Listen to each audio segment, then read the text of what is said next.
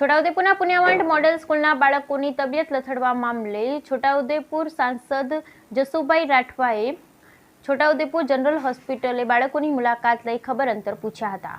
Chhota Udepur પુણ્યવાન model સ્કૂલના બાળકોની અચાનક તબિયત લથડી રહી હતી, જેમાં 100 થી વધુ બાળકોને વોમિટિંગ, પેટમાં દુખાવાની ફરિયાદ કરતા બાળકોની છોટાઉદેપુર જનરલ હોસ્પિટલ, તેજગઢની સરકારી હોસ્પિટલ અને પાવીજેતપુર ખાતે સારવાર માટે લઈ જવામાં આવ્યા। ત્યારબાદ તંત્ર પણ દોડતું થયું, જ્યારે આજે છોટાઉદેપુર લોકસભા સાંસદ જસુભાઈ રાઠવાએ તેઓની ટીમ સાથે છોટાઉદેપુર જનરલ હોસ્પિટલ ખાતે મુલાકાત લઈ બાળકોના ખબર અંતર પૂછ્યા અને જસુભાઈ રાઠવાએ જણાવ્યું કે જે કોઈ દોષી હશે જેના ઉપર પગલાં લેવામાં આવશે, એમ સાંસદ જસુભાઈ રાઠવાએ જણાવ્યું। Bureau report Rehan Patel, Chhota Udepur.